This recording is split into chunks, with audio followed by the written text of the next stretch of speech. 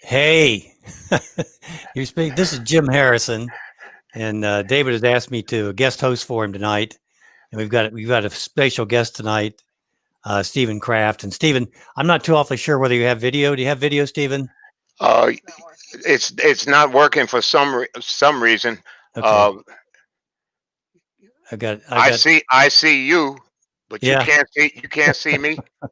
No, we cannot see you, sir. That's okay. You sounds like you got somebody there helping you. I Yeah. want to go ahead. Go ahead, Stephen. No, I was just saying I have one of the persons that's running for state assembly woman here in Massachusetts. I was going to have her share a little bit too. I had talked to David earlier, and he said that you would be set up, that he had other appointments, but I don't understand why I can't, why you're not able to see me. That I'm not sure about. I'm not tech savvy at all. Well, that'll make two of us. So I build myself as a technological caveman. Again, we have Reverend Steve Kraft on the phone. I think a lot of you folks already know who he is, but I understand that you're associated with Camp Constitution. Oh yes, oh yes. Me and Hal Shurtleff, we go back all the way to 2011. 2011 was the first time I served with my brother. I call him my brother from another mother. Yeah. That was the first time I served with him, and we became close, tight friends, and we've been friends ever since. And matter of fact, he is the one that's responsible for bringing me from New Jersey, me and my wife from New Jersey, up here to Lexington, Massachusetts. We are the camp chaplains, and we are the caretakers for the Lane Learning Center here in Lexington, where the battle for freedom was fought. We live one block down from the Battle Green, where the battle for liberty was fought. Oh, nice. Very nice. Hey, for your information and for David's fans, I am Jim Harrison. I'm the National Director of NaturalFamilyStrong.com. And what we're trying to do, which I know you can appreciate, brother, is to get folks to recognize the critical importance of the family, and you have to define it. And one of the problems we've run in America today is we've redefined the family. Yes. It's no longer one, and you have to say this, one biologically born man and one biologically born woman in a lifelong committed monogamous relationship with their biological or adopted children. And the other thing, or the other couple things, is that in the family, we've lost the vertical leadership. Ephesians 5 tells us that it's God, Jesus Christ, man, woman, children. Right. And we've done what Rome has done. We have basically flipped that from a vertical relationship to a horizontal relationship where everybody is a God in their own eyes, if you will. Everybody's a father in their own eyes, if you will. And then the role of the family in society, it's more like the tail wagging the dog these days. But anyway, I want to give you an idea where I'm coming from. I would love to see a law in the United States that said that any laws that are passed, let's say abortion laws, or let's say gay marriage laws, that go against the natural family would be null and void. Exactly. It's my heart. That's where I'm coming from. But I didn't invite you on here to talk about myself, although I love doing that. But I do want to talk to you, Stephen. I'm excited about the conversation tonight. I want you to talk about Camp Constitution. You said you had some politicians there with you. Is that correct? Yes, I have a beautiful sister. She's going to be sharing with you also. Her name is Ingrid Centurion, and she has a powerful, not only powerful testimony, but she has a powerful, very powerful background. And what she is running for state assemblywoman here for Boston. What district is that? The 13th Middlesex District. 13th Middlesex District. She'll be speaking with you shortly. And we have quite a few different people who are running from office who are conservative Christians that come through the Lane Learning Center. That's how I met Brother David, met him up in Wayne. Mm-hmm. And I was so blessed to hear his testimony. Matter of fact, I just got his big book he had sent me just today. It just came in the mail today. But for those of your listeners who are not familiar with David Arthur's testimony, when I met him up in Maine a few weeks ago, I was up there doing some speaking with Hal Shurtleff from Camp Constitution. And for your listeners and your viewers, even though they can't see me, I was so impacted by David's testimony. Here was a beautiful brother who, in days gone by, had succumbed to the sin of homosexuality and transgenderism, to the place that he had actually started taking hormone shots to grow so-called breasts, and he actually started to look like a woman and was committing sodomy, and as a result caught the AIDS virus, and then it turned into full-blown AIDS, and he ended up in hospice on his deathbed. And as a result of that, he repented on his deathbed, and he told the Lord, he said, Lord, he says, I know I'm going to die here in hospice with this AIDS, full-blown AIDS. He says, but God, if you'll save me, I'm ready to go. Please don't let me die in my sins and go to hell. And that touched me so powerfully. And then when I saw his transformation from the person that he was, drug addicted and thinking that he was a woman, when I saw his before and after picture, and then looked at him to now and see how God had actually transformed him, I was so amazed by him, and we became close friends as a result. Yes, I love the story. I love the story. It's it's just an incredible story. So, Steve, I'm gonna put you in control in terms of what you want to do tonight, because you've got a lot of guests there, and I don't want to make sure we get the good folks on here that need to get on here, and we have, boy, I know that Massachusetts is a bit on the liberal side, and A bit. That's putting it that's putting it mildly. I mean, that's a stretch, JR. That's a serious stretch. But the thing about it, the thing about it, that's the oxymoron, is the fact that all of New England, back in the colonial 13 colonies, is where liberation and the gospel was birthed. And to see Massachusetts the way, not only Massachusetts, but the whole New England area, Satan has had a field day here. But we're believing God, and especially Sister Ingrid, who you will speak with, she'll share in a moment. We're believing God for revival. We are believing God for revival, because we know it, short of a Second Chronicles 7:14 revival, America's done. And we know the elections are coming up on November 3rd. If God does not permit us to prevail through voting biblical principles with a biblical worldview, if we go the wrong way on this thing, then America is done. But if we vote the right way, those of us who love Jesus Christ and are born of his spirit, irregardless if we're donkeys or elephants, D and R is not even the issue here, because both parties are nothing but two sides of the same coin. But if we vote biblically, and that's why the biggest window, I believe, is with those sitting on the fence, the independents. And I'm going to let you share with Ingrid on that regard, because she has been running a most powerful campaign. And when you hear her testimony and hear her background, you'll be able to understand for your viewers and your listeners exactly why it's so important for those of us who love God and are born again Christians to be involved in government and politics. Well, let's bring Ingrid on then. All right. Hold on. I'm going to give her the headphones. Okay.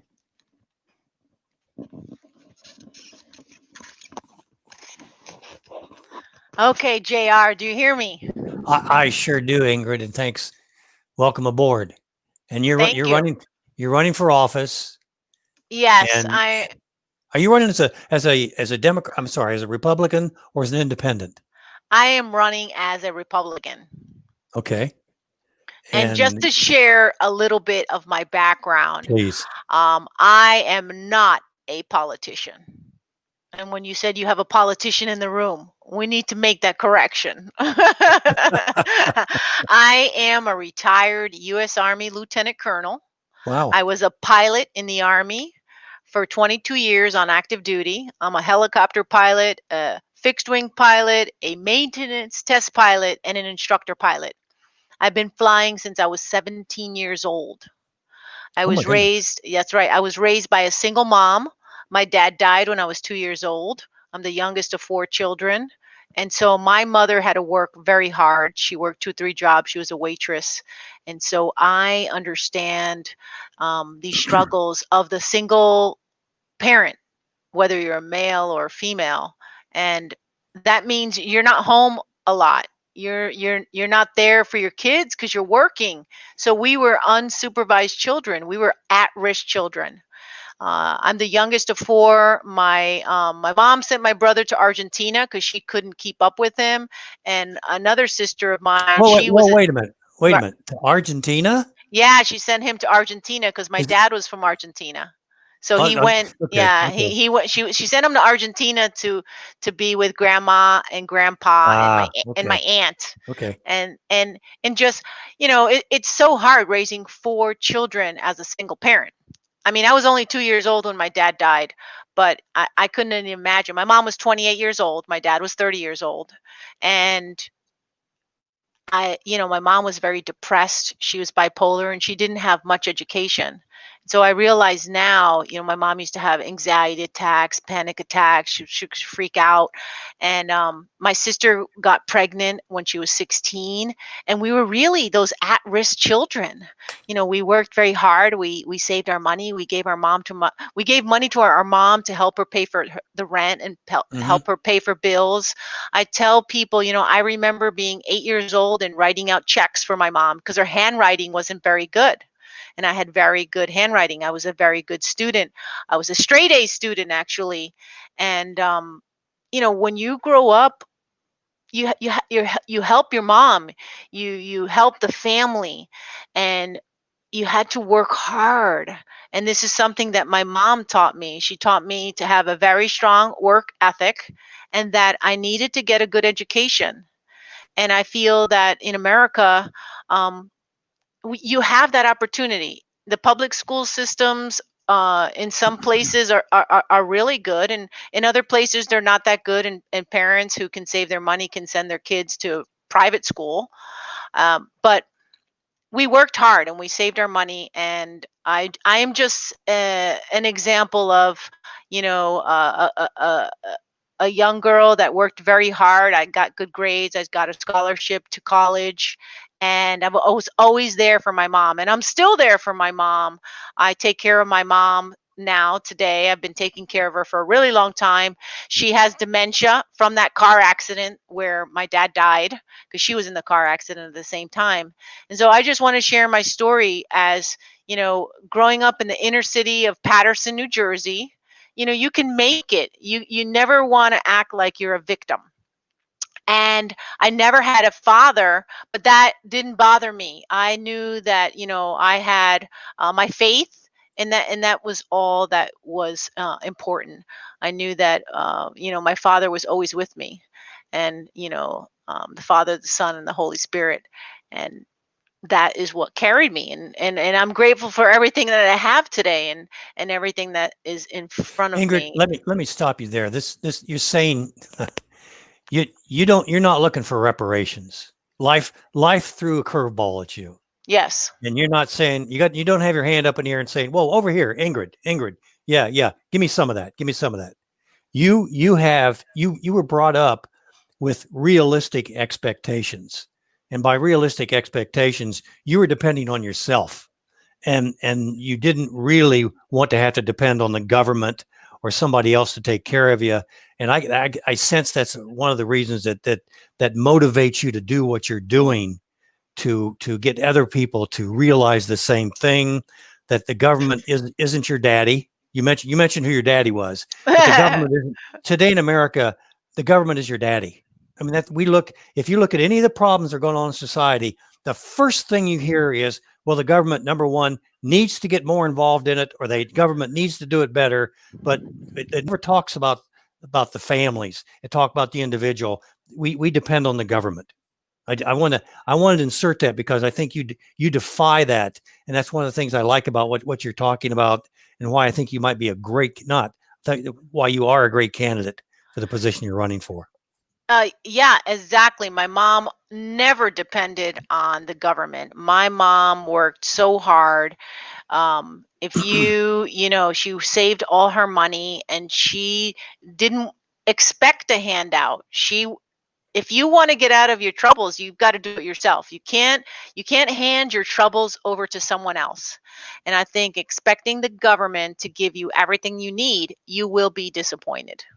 And many of the people that, look to the government for aid, they are disappointed.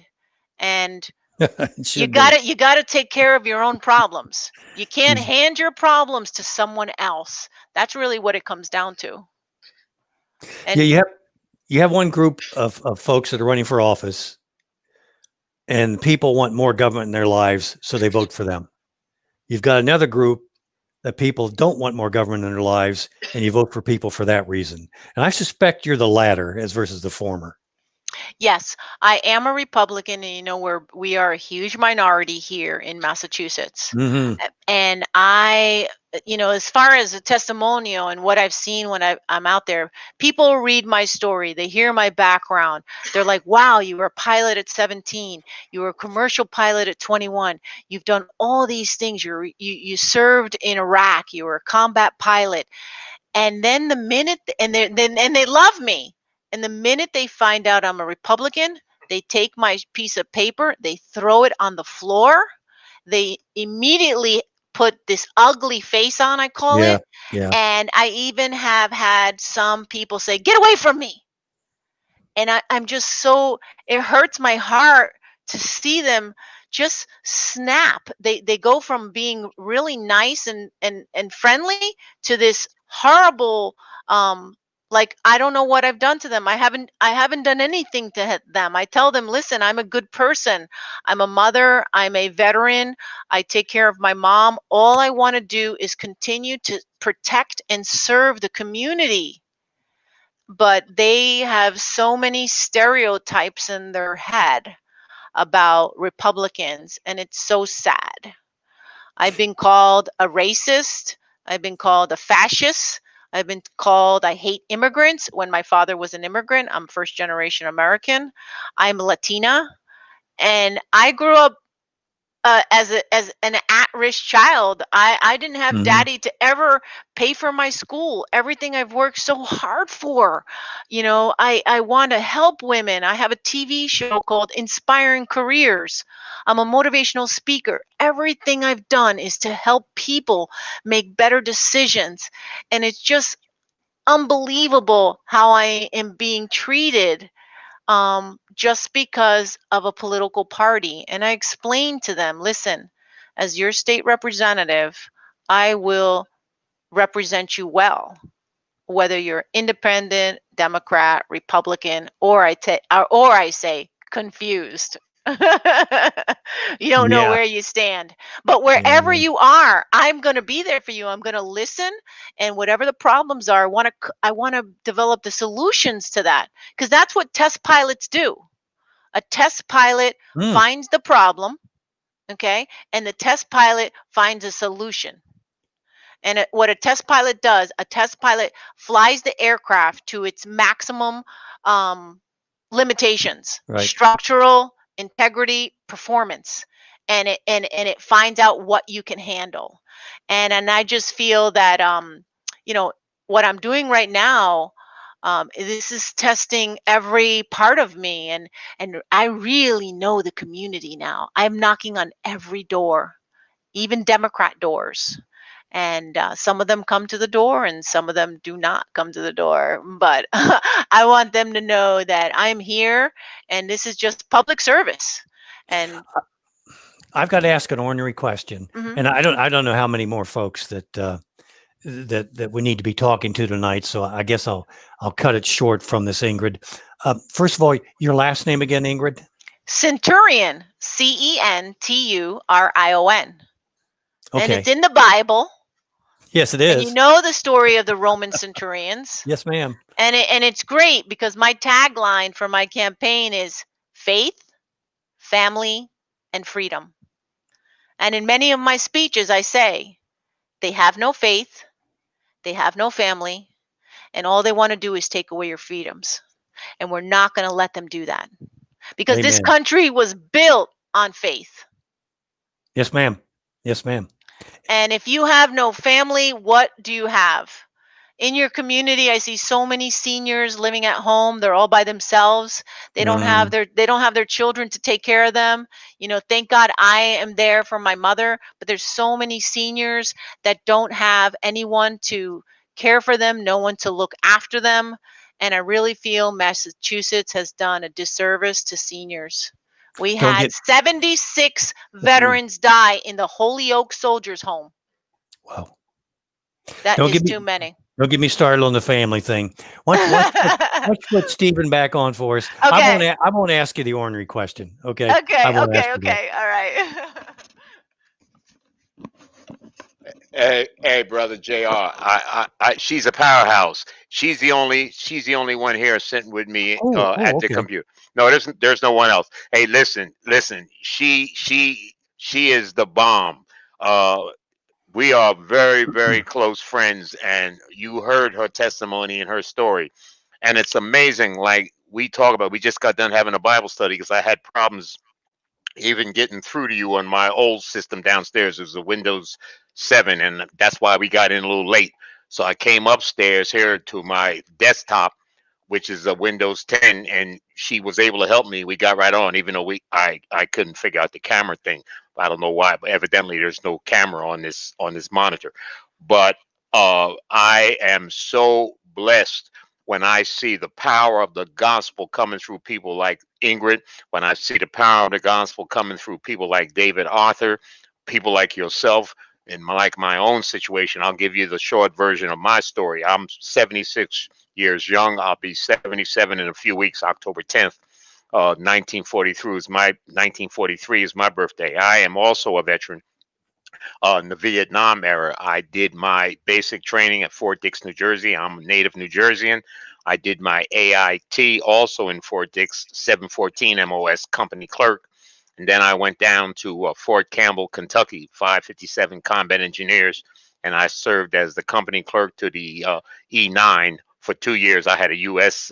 Prefix, and then because I went in under selective service under the draft, and then I came out, and as a result, during the 60s, I was very angry Black American. I do not call myself an African American because that's not true. I am an American with an African ancestry. No Black person that is born in America is an African American. That's backwards. We are Black Americans with African ancestry. But you're not going to hear that because that's politically incorrect. But I never let people refer to me as an African American. I'll give you an example. With Camp Constitution, we have Camp Constitution once a year. It's always in the month of July during the middle of the summer, and it's usually at different camps. And the last year, well, Camp Constitution this year, 2020, was in at Springing Hills Camp Christian Camp Retreat Center up in Plainfield, Plainfield, New Hampshire. And everybody, all these different Christian groups were paranoid because of COVID, and they canceled their events. Well, Brother Hal Shurtleff, who is a dear patriot who started Camp Constitution, he decided that he was not going to cancel, that whoever wanted to come could come, and whoever was afraid would not, they didn't have to come. But we had the biggest bumper crop. We had over 120 people, JR, that came to Camp Constitution. Young people, children, adults, families, and we had a time teaching the Constitution, regular, camp recreation events, prayer, fire, campfire. It was a blessing for 7 days, and we do that every year, and then we do other things as well during the year with Camp Constitution. If you go on campconstitution.net on the website, you'll be able to see uh, things that we have done and that we do every year. I'm the chaplain for the camp, so I speak on issues concerning faith and family and Christian morality and these type of things. So it's a blessing. But getting back to my story, I came as a child, having come of age in the early '60s. When I came out of the service, I was so disillusioned. I was full of hatred for Caucasians. I felt that I had that typical black mindset that Caucasians were my problem, when the truth of the matter was that wasn't true. The truth of the matter was my problem was staring me in the mirror. My problem, my problem was me, because I came out with this chip on my shoulder and this attitude that the world owed me something simply because of the color of my skin, and that I had been under a spirit of oppression because of so-called white privilege. And it was all a lie, but it's the lie that the communists have put out forever, and it still works. And that's the reason why I do what I do. Well, as a result of believing that lie, because the Bible is clear that as a man thinketh in his heart, so is he. And because I chose to believe that lie, I acted out on that lie that I believed. And what happened was, went back to New Jersey, mustered out of the service, went across the Hudson River to my cousin who lived in the South Bronx, who was a New York City hustler, never worked a real legitimate job in his life. He made his money by doing burglary, and he was a junkie. And I wanted to be just like my cousin. We had nicknames back here in the East Coast. We have a nickname for everybody. His nickname was Jimmy the Weasel. And I got with the weasel because he looked like a weasel and he was slick as a weasel. And as a result, I wanted to be just like Jimmy the Weasel. He called me the country bumpkin from across the Hudson River in New Jersey. And I didn't like that. I wanted to be like Jimmy the Weasel. And he was a sharp dresser, but he was a dope fiend. He was a junkie. And he got me into drinking cheap wine and snorting heroin. Well, once I started snorting heroin, next thing I knew, I was with him skin popping heroin. And then I started shooting heroin, mainlining heroin. And as a result of that, I became a dope fiend with him. And then he taught me the burglary game. So I started committing burglaries. And one night we took the subway, went down to 116th and walked over to the west side, Harlem, 8th Avenue, and went up in a shooting gallery where junkies would congregate to shoot dope. And in that shooting gallery, he shot up and took an overdose, a fatal overdose. And he died. Jimmy died. The weasel died in the shooting gallery, and we both were full-blown drug addicts. We were already going through withdrawal sickness. He died. I, seeing him drop dead in the shooting gallery, the Lord spared my life, even though I was under dope's gallery. And the devil told me, I'm going to kill you next if you don't get out of New York City. So as a result, I was able to get into a Harlem hospital and get detoxed. And then Satan told me, you better get out of New York. New York's your problem. Well, that was another lie, because I went 3,000 miles west to Los Angeles. But what I didn't realize was changing my outer environment did not change me, because the same junkie that was shooting white China smack in New York was the same junkie that was shooting brown Mexican smack in Los Angeles. So I was clean maybe for 3 days in LA until I found out where the dope man was, where the connections was. And then I started mainlining heroin again and got rehooked, recidivism, or relapse rather. So then that's when the Lord started dealing with me. This was 1975 when this happened. Residue. Yeah, exactly. That residue, just like David wrote in his big book that I just got in the mail yesterday, that residue. So as a result of that, Jay, what happened then, God spoke in my spirit, and God says, I got to put him on his back. I've got to break up the fallow ground in his heart, because if I don't lay him down, Satan will kill him and take him to hell. So what happened was, one day, I don't know how familiar you are with Los Angeles, but there's a beach right outside of Los Angeles called Venice Beach. I'm down on Venice Beach with some of the other dope fiends in the middle of the summer. And I go into the bathhouse to put on swimming trunks to start swimming in the Pacific Ocean. And a guy comes in, knew me, gave me a balloon full of heroin. And I went inside the stall in the bathhouse, shot up the heroin. Then somebody else came and gave me a pinch bottle of rum. I drank the pinch bottle of rum, and then somebody else came and gave me a reefer, but the reefer wasn't marijuana. It was cocaine spiked with angel dust, PCP. Oh my goodness. Oh my goodness. And when all those three drugs kicked in, I blacked out. I blacked out on that beach and don't know what happened. But what happened, my sister told me months later, what happened was I went into a drug psychosis. I literally went whack. And what my sister, who found out what happened to me, I came out of that beach house, took off my bathing trunks, got buck naked in my birthday suit, and started walking into the Pacific Ocean because the devil had told me that I could walk right out into the ocean and I would not drown, even though I didn't even know how to swim. And I started to walk into the ocean, and God in his mercy had somebody, I don't know if it was a angel or literal human being, a JR, see this naked black man walking into the ocean. I could have got swept away in an undercurrent. But evidently, whoever that was whether it was an angel or a person, called 911 or somebody. They scooped me up before I got caught up in an undertow.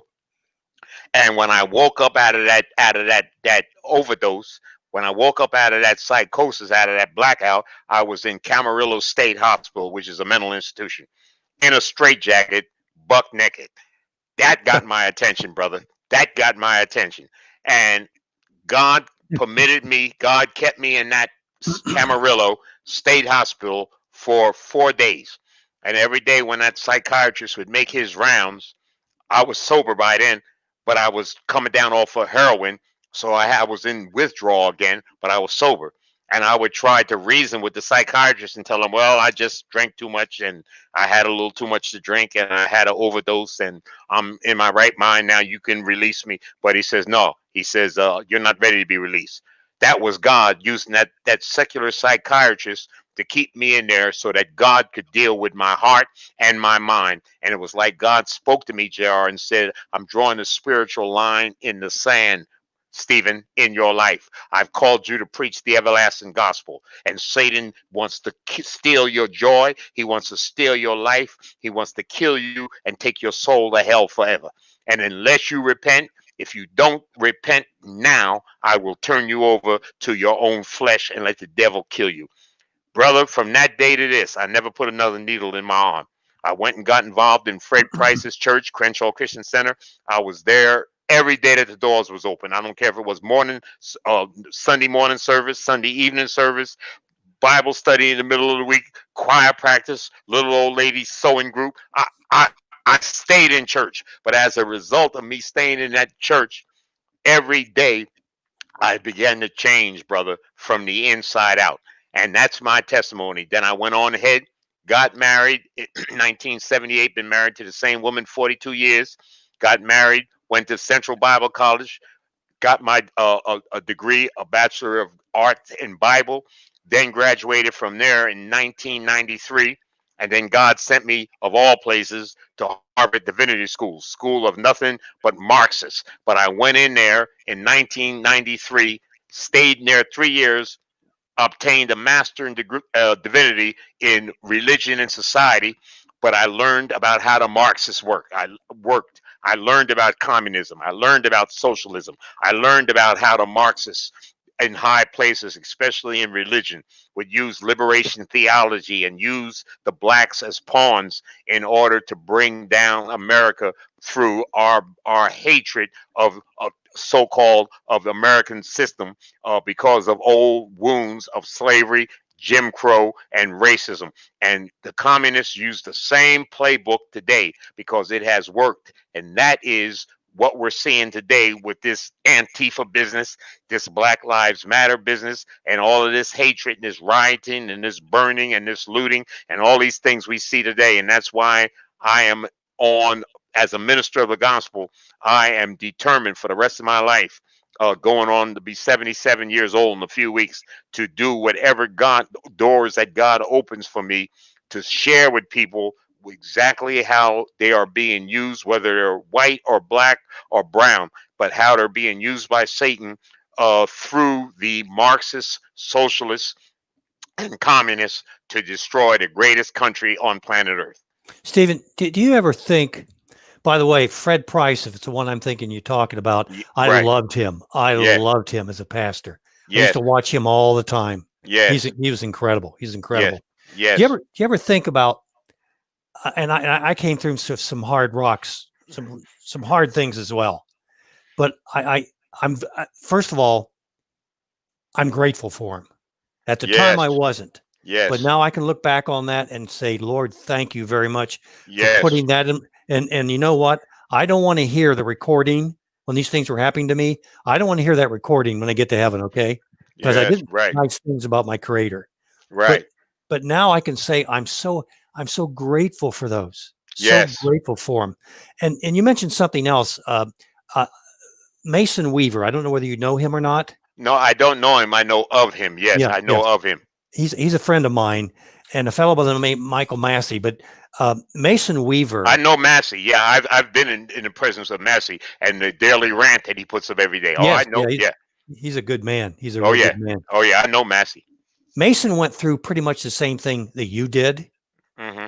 As a matter of fact, when he was in the service, a white racist tried to kill him. Mm-hmm.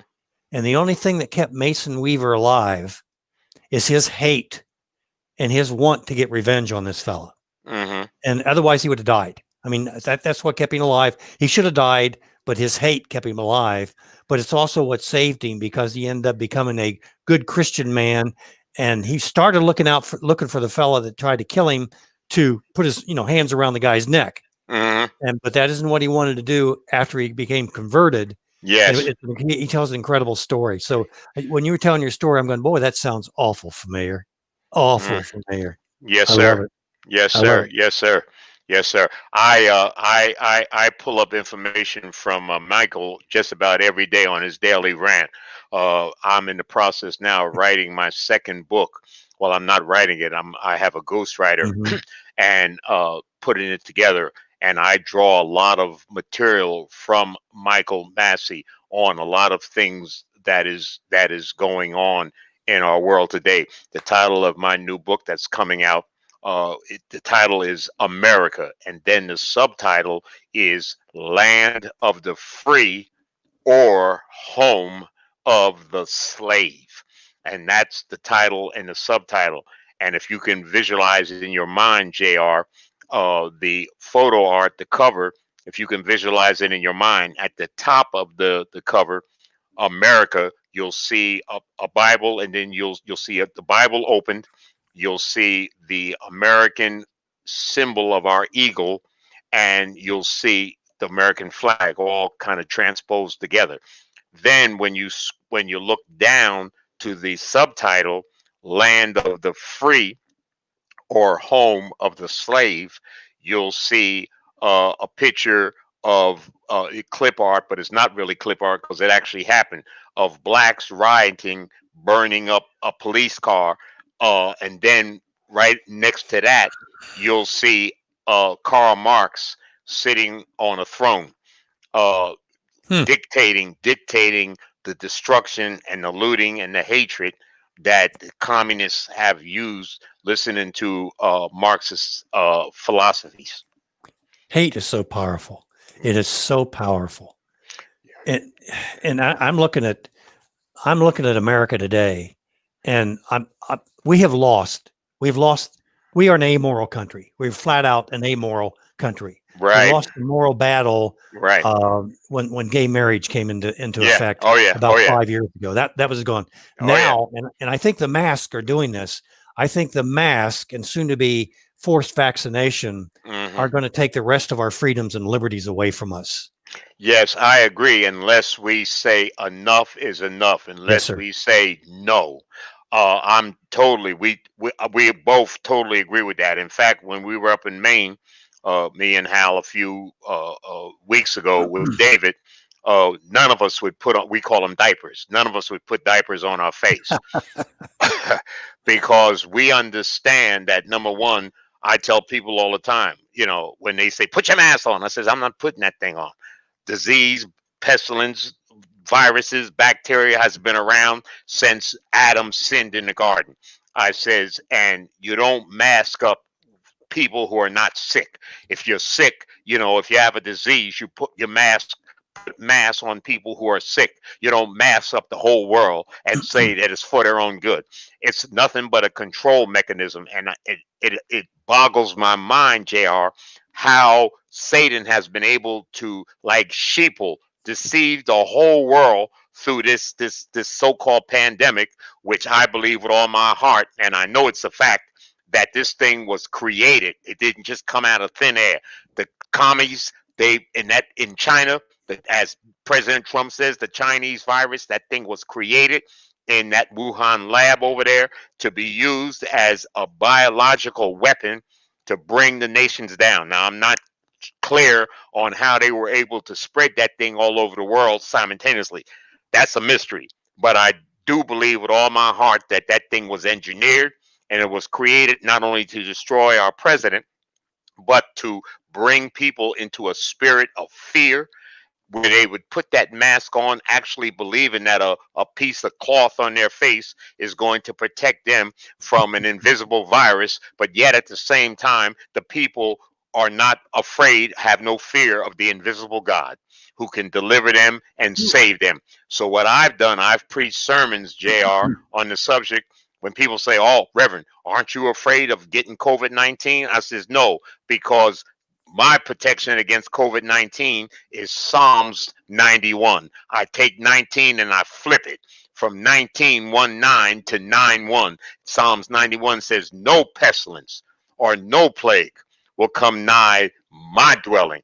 And in my house here at the Lane Learning Center in Lexington, we have a banner on our front door that says, "For as for me and my house, we will serve the Lord, and no disease, no pestilence will enter into this house." And we have seen people succumb to this thing. Matter of fact, a dear a friend of ours in Jeff City, Missouri, because I was one of the positions I had after I came out of Harvard Divinity School was to be a state correctional chaplain at the Missouri State Penitentiary in Jeff City, Missouri. They renamed it from the Missouri State Penitentiary to Jefferson City Correctional Center. But I was the state government chaplain employed by Missouri Department of Corrections from '93 when I came out of Harvard Divinity School with a Master of Divinity to 2002.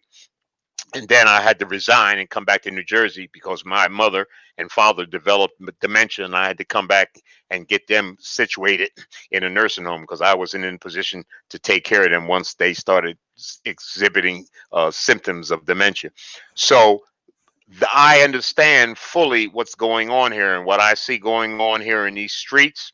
I know the root of it. I know it's Satan, and I know that Satan using wicked men and wicked women with the philosophy of communism through the bridge of socialism, because the communists have one objective, and that is destroy the free enterprise system and replace it with something that's wicked.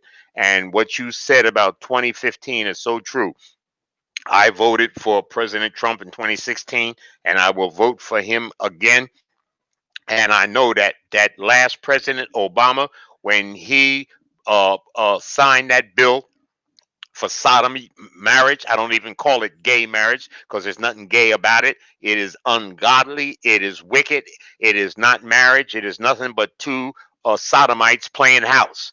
And we have got to stand against it, because Satan, when he used President Obama to sign that thing and then paint the whole, well, not paint, but light up the whole White House with them foolish rainbow colors. And then I see 5 years later in 2020, where every liberal so-called church, which are not churches of the Jesus Christ, have transgender and homosexual rainbow flags in front. And then on top of that, Black Lives Matter signs. And when I confront them with this, and they say, "Well, what kind of black are you, that you don't believe in Black Lives Matter?" And I tell them flat out, I say, I believed all lives matter, and Black Lives Matter should come under all lives. Because if I can go around hooping and hollering and saying just Black Lives Matter, why can't white supremacists start counteracting that and start a movement saying white lives matter? They're not going to go along with that because that's politically incorrect. Or brown lives matter, or yellow lives, all lives matter. And I says, these so-called communists who are trained Marxists, who have come up with this nonsense, they want to destroy the foundation of America by bringing in transgenderism, by getting rid of what they call heteronormative. Everybody, cause heterosexuality is how everybody on planet Earth got here. I don't know any person on planet Earth got here by two men or two women. But yet we are, so as you said, we are amoral. In fact, we are immoral. And unless we repent, and we only have a window of time to do it, my brother, and I am cautiously optimistic, and I stress that, cautiously optimistic, because these lying polls that come up that keep saying Biden is 10 points ahead of President Trump and this, that, and the other, and all these voices coming at, we have to encourage true, born again, Bible believing Christians to stand their ground, not be shaken, not be moved, and get out and vote biblical principles with a biblical worldview.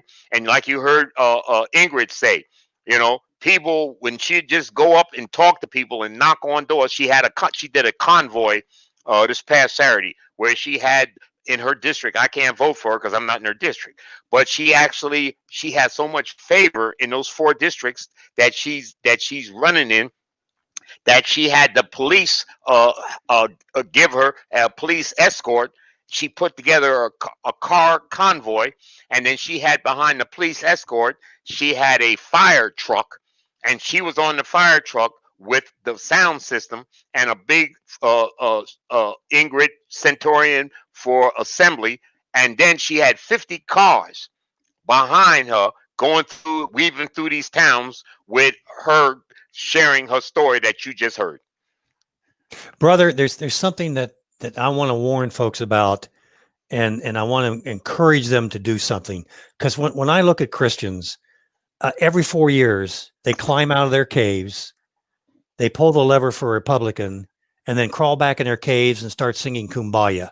Yeah, we can't do that. You can't just elect somebody and say, "Well, I've done my job." Your job starts when you elect them, and you've got to support them. You can't let Donald Trump or George Bush or whoever it is. You can't let them just linger there and get eaten alive by the world. You have to support them. You have to fight for them.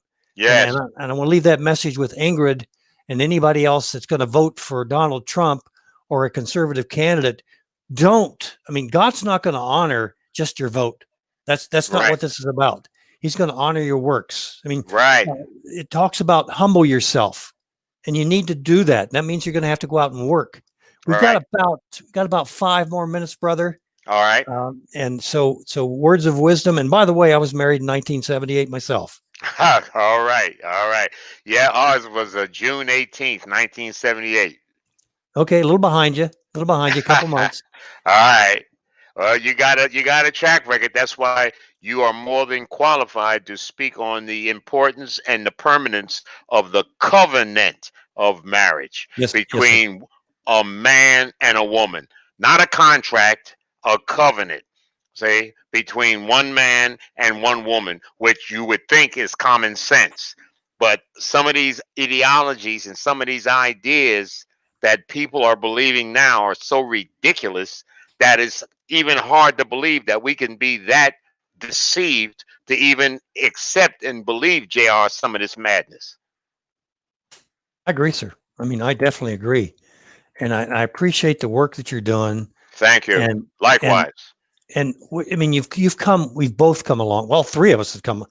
A lot of David, all 4 of us. It just keeps counting. I did want to ask you one question that came up in my mind early on. You were talking about what you went through and the drugs, etc. What was your family life like? And again, we've got about 5 minutes. Okay. What was that like? What you were brought up in? What kind of a home? How many brothers? Right. There was 3 of us, 3 siblings. I'm the oldest. My sister Sharon, she's 70. Sharon is 74 or 75. She's still alive. Our baby brother Gary Sanford, he died. He was also one of us shooting dope. He caught the AIDS virus as a result of shooting heroin. He died in 1991, but he gave his life to the Lord on his deathbed before he passed on. But we grew up in a working black, working class family. always had a father in the house, but he was, he was there physically.